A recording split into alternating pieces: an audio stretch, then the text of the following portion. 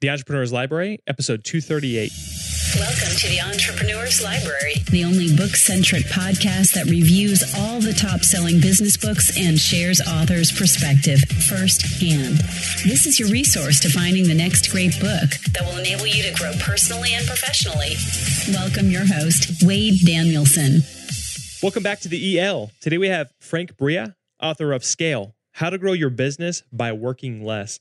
This is also one of my, from time to time, I like to tell you if an episode really hits me personally. And because in the company that we own, Guardian, we're looking to scale right now. And so this book is something that I was extremely fascinated to hear about. And Frank does a great job of breaking it down. So without further ado, let's bring him on. Welcome, Frank. And thank you for joining us on the Entrepreneur's Library. Hey, thank you for having me. It's a total honor to be on your show. Thank you very much. Before we take a deep dive into your book, Scale, will you take just a moment to introduce yourself? Let us know a little bit about you personally. Sure. I like to describe myself as a recovering consultant. So I spent the first, 20 years of my career or so doing high-ticket consulting around the world and realized that essentially it was building up a business model that wasn't consistent with what I wanted to do with my life. So I took that banking and analytics consulting practice and turned it into something where I actually help other consultants and coaches and experts who are making the same transition. They realize that they're in a business model that doesn't scale, and getting them to something that actually is scalable and takes yourself out of that day-to-day business. So that's been the transformation I've gone through. But, real classic consulting background and lots of world travel and all of the exhaustion that comes with it. Does your book go over what makes a business? What are those determining factors of I guess the difference between a business that can scale and can't scale? Yeah, absolutely. In fact, most businesses can scale, but there are a couple of very particular business models that have difficulty scaling, and they're the ones that are really focused on the individual personality of the person. So consulting, obviously is a challenging model to scale because most consulting companies, instead of being built up around process, procedure, and knowledge, they're built up around the expertise of the individual who forms that company. And of course, if you want to scale a consulting firm, that has to change. And that's difficult, I think, for people to do sometimes. And there are other business models that are impossible to scale completely, like, for example, entertainment and things like that, where really it is about the figure, the single individual. But most companies, with some tweaking of the concept and an understanding of how to extricate yourself from the process, can find a way to scale a business model. First off, Frank, thank you for sharing that. Now let's do just that. Let's jump right into your book, Scale, Sure. How to Grow Your Business by Working Less, which will come out here in just a couple of weeks, actually June 2015, so the later part. And Frank, we're going to move quickly here, but our whole goal is to help this listener, this future reader, get a great idea of what your book's all about. So the first question is, what was the inspiration behind writing Scale? Well, the inspiration comes from my own personal experience with this. And, we start off the book talking about the personal pain of being in a business which does not scale. I'll tell your listeners a story. Essentially, it really hit me when I was in Kiev one time on a business trip. Actually, it was the third stop of a long business trip. And I woke up in the morning and got a text message from my wife. And she had driven herself to the hospital the night before, or in the middle of the night. Now it was morning in Kiev, and was going to be admitted for emergency surgery. I have older kids, so they could be home for a few hours by themselves, but now they were going to be home for days by themselves. And I was halfway around the world. And it took me, of course, I canceled all my plans and hopped on a plane and got back. But I spent the 3 days that it took me to get home from Ukraine back to Arizona to think about what it is that I had created. And I had created literally something which was all about me, but hadn't, in fact, built the legacy or the business that I had to create the lifestyle I wanted to live. And from that, it would be great if this fairy tale ended right there and immediately you snap your fingers and then everything's all better. But unfortunately, it doesn't work that way. It took me a long time to actually piece together what it was going to require me to make that change and to shift over into something that was going to create a business model which was more conducive to the life I wanted to live. And I thought as I made that transformation and finally moved over to a business model that was better, that I learned a lot of things along the way. And I thought, I really want to share that with other people because I feel like I kind of learned some of them the hard way. And it would be great to put them down on paper and talk about, not just in my own experience, but even in my consulting practice when I worked with high-tech firms and with finance firms all over the world. They're looking to grow too. They're looking to scale. And there turned out to be these 4 common elements which needed to be present in order for any company, mine or theirs, to scale. And so that became the basis, the framework of the book. So Frank, this question might be one of the most important of the entire interview. And we're asking you, these books are coming out. There's so many that come out on a daily basis that really each one is a needle in a haystack. That's right. So what makes your book different from others regarding the same or similar topic? Yeah, that's a great question. And I thought about that too when I sat down to write it was, I didn't want this to become one more 99-cent ebook on Amazon.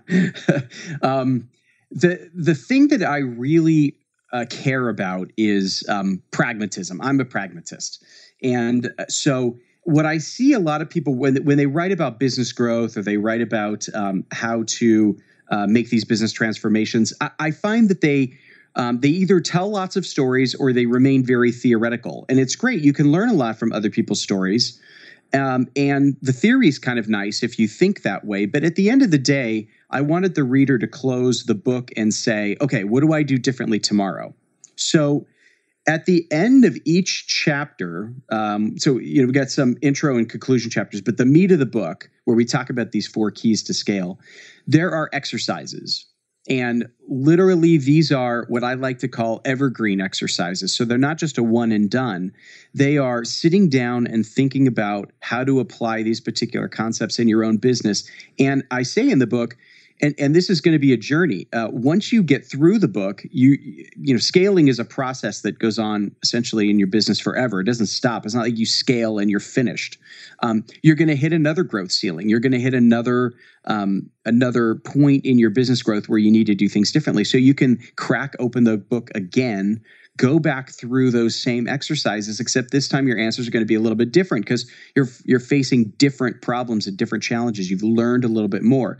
So the hope with this book was to create a guide, basically a guidebook for someone who is growing a company that they could continue to use as they continue to face growth challenges on that trajectory.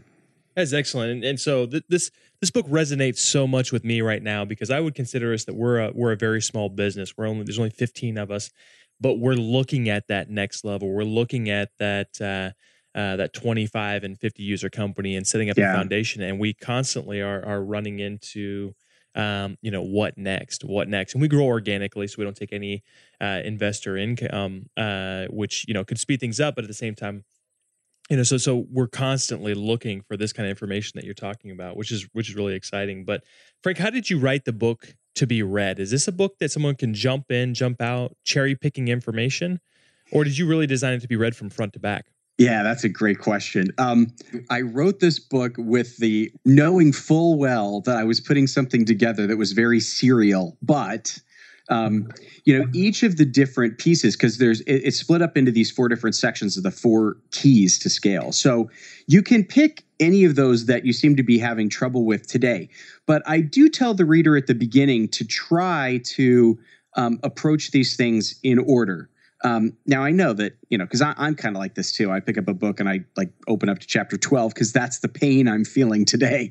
And so it certainly is, you're able to do that. But one thing that I do point out to the reader is a lot of times we feel like the problem is something, but it's really a symptom and the problem is actually someplace else. So I'll give you an example. One of the first keys to scale is having the right concept. Now, concept is all about like your question earlier, do I have a scalable business model? And so we have to do some work to understand whether or not we have a concept that will scale. So I might think that I have a scalable business concept today. And so that I think, well, my real problem is access to market, which is key number 3. So I'm going to just jump into the market stuff because that's more tactical. And I like talking about sending emails out to people and behavioral segmentation and all that cool stuff. But that's not going to do me any good if my concept isn't nailed. So I do suggest, the content is certainly accessible in any order, but I do find that in the vast majority of cases, there's some concept work that needs to be done, which doesn't feel as sexy, doesn't feel as like I'm really making progress tomorrow, but is essential in order to really be successful in growing a business that's going to scale. So Frank, now that we know the purpose and the background behind the book, this is my favorite part where we can take a deep dive into the content itself. So will you take the next, 5 to 8 minutes and give this listener, this future reader, a great idea of what your book's all about? Yeah, you got it. So as I mentioned, it is really, the entire book revolves around the 4 keys to scale. So let me walk you through what those 4 keys are. So the first key, as I mentioned, is concept. And that means having an offer that resonates with an audience. So problem and a result. So this is very traditional business foundational work that needs to happen. Understanding the customer that you're trying to sell to, demographics, psychographics, generating customer profiles. And then what I like to call audience segments. So one mistake I think a lot of people make in marketing is that they think that a prospect is a prospect is a prospect. And so, okay, well, maybe they're in a different demographic category, but they're just a prospect. But the fact is that there really are 4 different kinds of prospects. And everybody kind of moves through these 4 stages as they make a decision to buy from you. And that means you need to be communicating with them differently. So we delve into these audience segments. I like to call them need segments to understand what they need and how you're going to message around that need, understanding how am I going to get to them? Where do they live? What is my message going to be to them? And how do I automate it in such a way that I can step away from the process and recognize when somebody is ready to move? A really good example is what you see in a retail store. If you walk into a store and you don't really know what you want to buy yet, when a salesperson comes up to you and asks you, "Can I help you?" the very first thing you say is, "No, thanks, I'm just looking," right? So I actually call one of these need segments the looker. It's somebody who's just starting to understand what you could be doing for them, but you're not ready for a sales conversation yet. But you'll notice that a good salesperson in that situation will immediately back off and wait for your behavior to change. So when you are just, quote unquote, looking in a store, you're usually kind of aimlessly wandering aisles and kind of just looking at stuff. But if you turn into a shopper, which is the next phase I like to call, you start to do something different. You start to actually double back, go look at something a second time, take stuff off the shelf, take stuff off the rack, start reading price tags, start reading labels. And a good salesperson recognizes this behavioral change and starts to engage. But only when they recognize the behavioral change do they start to engage. I mean, imagine how much more poorly that scenario would go if the salesperson hung out with you the entire time and kept feeding you stuff that you didn't want while you were just looking. You would be out of that store faster than anyone else. So one of the elements of scaling is understanding the audience need and reacting to behavioral segmentation, because that way you can automate and reduce the amount of engagement you would need. So the next key to scale is the business model. And here we focus on the establishment of what I like to call diverse, recurring, stable revenue, which is one of the key revenue areas of a scalable company. Scalable companies do not have feast or famine. They don't have really good months and really bad months. They have a consistent cash flow which comes in. Now, that comes in generally through 2 pieces. One is through automating marketing and having consistent flow of leads, and we're going to talk about that in a second. But the other is having a business model that supports it. So how do you have a product with recurring revenue? How do you create diverse revenue? How do you fill in gaps if you have a seasonal product? How do you fill in the off season with other revenue? How do you price appropriately for your market and profitability? How do you cash flow plan in such a way that you can keep things going during those off periods? Then we move on to the next key, which is market accessibility. So like I said, we got to have a constant flow of leads.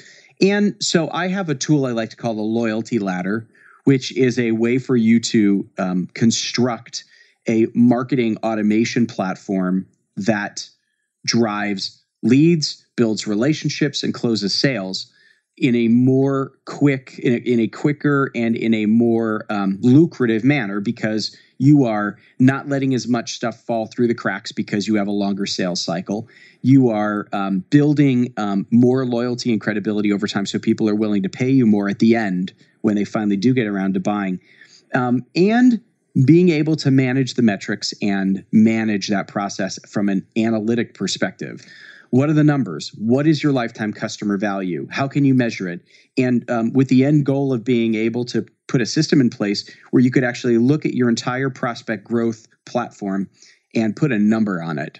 So my prospects are worth $300,000 right now, because I know that the likelihood of them moving to the next stage is this, and that will turn into that revenue, and that will do this and the other thing. When you have those numbers at the ready, you are able to make much more intelligent decisions about advertising and marketing planning. You're actually able to go so far as to answer the question, where do I put my money best in order to generate more revenue? And then finally, the last key of scale is processes, because you have to take yourself out of your business. I like to call this firing yourself. So you have to figure out a way to automate processes. And those processes are either lead generation, they are building relationships, they are designing product, delivering product, or servicing the relationship. And each of those processes needs to be analyzed to see where you fit in and how you take yourself out. So actually, one of the exercises I actually have the reader go through the process of outlining a process like they would a flow chart. And here's how. Let's just take. Here's how I deliver product. Okay. Let's say I'm a public speaker. So how do I deliver my product of a public speaker? Well, I have to first book the speech. Then I have to get logistics. Then I have to plan this. Then I have to write the speech. Then I have to put the slides together. Then I have to, double check. Then I have to book my travel. All of these things, right, are the process by which it takes for you to deliver a speech. And you go through and you color code it.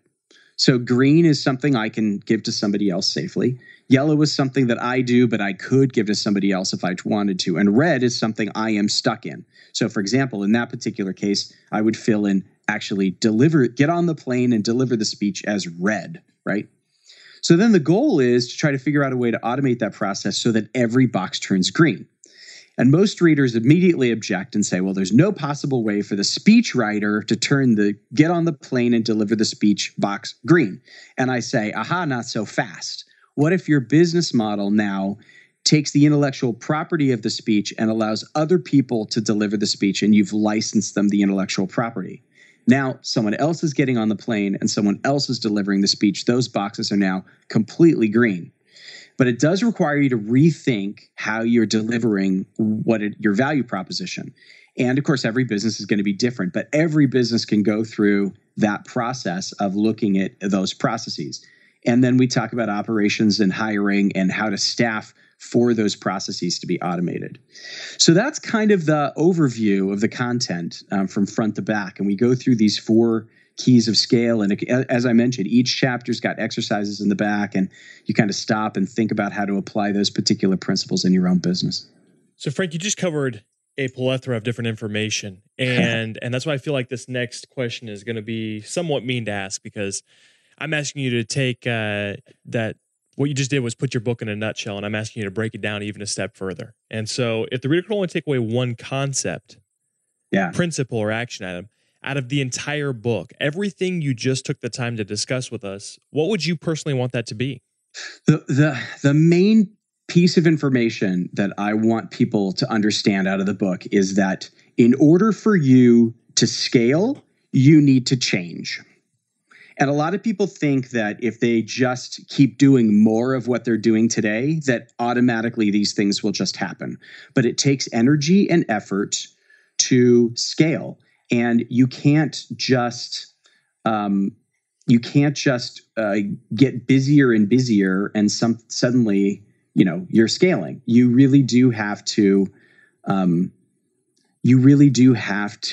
put energy and effort. It's kind of like this law of entropy, in science, right? Like things don't just get more and more systematized; they get more and more chaotic. So you have to put the work in. So, Frank, with that being said, what with your business now, do you mainly help people scale from a one man or woman shop to 5 and 10 user type companies, or what's the most common company that you've worked with so far? Yeah, I have my ideal client, and the one that I do the best work with, and frankly, the one I do the most work with now, are consultants, coaches, and experts who are making six figures. In other words, they have a very successful solo business, and they are looking to move to seven figures. They want to add a zero to the end. And the reason I like to describe it as going from six figures to seven figures is because there is no way for you to just make small tweaks in your current business model to add a zero to the end of your income. You really do have to rethink what you're doing. It's not like, well, I'll just double my prices. Okay, great. You've gone from 200 to 400, but you're not at $1 million yet. So it really does require you to kind of get out of these small tweaks and push yourself bigger. I do have corporate clients that I work with still, and they are traditionally software companies that are looking to scale up as well. And that's only because that's been my corporate experience in the high tech area. But I will say that right now, the vast majority of the effort that I put in with my clients is in this market of consultants, experts, coaches who are maxed out. They, they're working with their clients on a day-to-day basis. They just can't get any relief from that. They can't put their cell phone down. They can't go on vacation without their laptop. That sort of thing. That's the pain point for them. And they realize that they can't grow. One of my clients put it really well. He's a therapist. He works with families. And he basically says, if my butt's not in my seat, I'm not making any money. No, that's absolutely huge. I'm glad we cleared that up because I'll give you a chance to give out some information on how people can get, I guess, more details on you at the end. But the next question I have for you is more based on the fact that people love quotes and they seem to resonate with people. So do you have a favorite quote from your book, something that you wrote and that you think will really resonate with the audience? And will you take a minute to explain what it means to you? Yeah, there's a ton. Like now you've gotten me to reduce it into one concept and now into one quote. I guess I would say it's this. If I can't replicate what you're doing, then what you're doing has no value to me. And the context of that quote is I talk about looking at your business from an outside perspective of someone who's looking to buy your business, right? So you can imagine how it would be difficult for a business purchaser to come in and try to buy a company if every element of the value of the company, all of the clients, all of the leads are generated by the business owner's personal experience and intuition. You just can't bottle that and pass it on. So I kind of say, look, if I can't replicate you, then you're of no value. And which is exactly contrary to what a lot of people think, which is, hey, I got to make myself irreplaceable. No, actually, you want to do the opposite. You want to make yourself replaceable so that you can grow. Because although, everyone's unique and got their own unique capabilities, and we don't want to, I can't clone you. I've got to be able to do what you do 1,000 times over in order to make your business grow.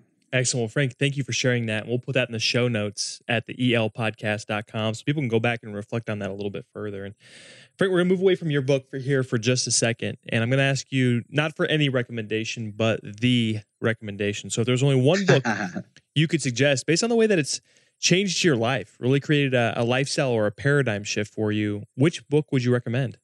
I would say that the book which has changed my business and my perspective the most is probably from Michael Port, and it is Book Yourself Solid. Now, what's interesting about that book is that it's also very pragmatic. So, of course, I love that. It's got, very tactical things you need to do, but it changed my thinking about how to sell and market to people. And I read it probably, I want to say 4 years ago or so, for the first time. And Since I've been really fortunate to have been able to interact with Michael on a personal level since then. But when I first read, of course, I didn't know who he was from Adam. He describes it, and I totally agree with this assessment, as a love story masquerading as a business book. And if you could get past what seems like a jarring description and get to the fact that, once you fall in love with your clients and who you do business with, then this whole concept of getting past sales and marketing, you don't have to worry about it anymore, because I'm working with the people I love. And that was a game changer for me, because look, I had spent a lot of time working with people I hated. And I think we all do sometimes. And when you finally realize, life's too short for that. I'm going to find the people who excite me, who energize me, and I'm going to spend the rest of my business life working with them. That is a game changer. Yes, all of the practicality of the sales and marketing strategies in his book are brilliant. I recommend them highly. But just adopting this mindset that you're not going to waste any more time working with people who don't energize and excite you, that was a big deal for me. That's fantastic. And that might be the first one, surprisingly, the first time that we've actually had that one recommended. Oh, okay. Frank, I want to give you plenty of time because there's people who are listening right now that could utilize what you do. So overall, I want to ask, before we depart, can you recommend the best way for our listeners to not only get more information on you, but also get more information on your book, Scale? Yeah, so the book is available for pre-order right now. You can find it on Amazon. You can find it at our website, scaletosuccess.com. We also have a podcast there, scaletosuccess.com, Scale to Success, which you can find there at our website. And it is I like to describe it as a course, essentially, in walking through these principles. So it's a nice addition to the book. You've got the book, you've got the exercises. And what we do in the podcast is we actually take each of those individual concepts and we kind of blow them up a little bit. And we bring people in and we talk about them. And we've recently changed our format. We've to move to something where we're actually incorporating just regular business owners in a hot seat like format, where we actually delve into one of these concepts in depth with someone live on the phone and record that as part of a podcast episode. So we have a nice topic, and then we have a hot seat as part of that. So that's a great way for people to engage, a non-threatening way for people to engage. And of course, from there, we'd love to engage with you further. But feel free to check that out as a starting point. Perfect. Well, Frank, thank you so much for coming on and sharing your book with us here today. Oh, my pleasure. Thanks again for listening in today. If you'd like more information on Frank or his book, Scale, check out the show notes at theelpodcast.com. Looking for your next book idea? Head over to theelpodcast.com, where Wade shares his amazing resource, the top 10 business books recommended by over 500 entrepreneurs, with you for free. That's theelpodcast.com. Till the next time, keep it on the EL.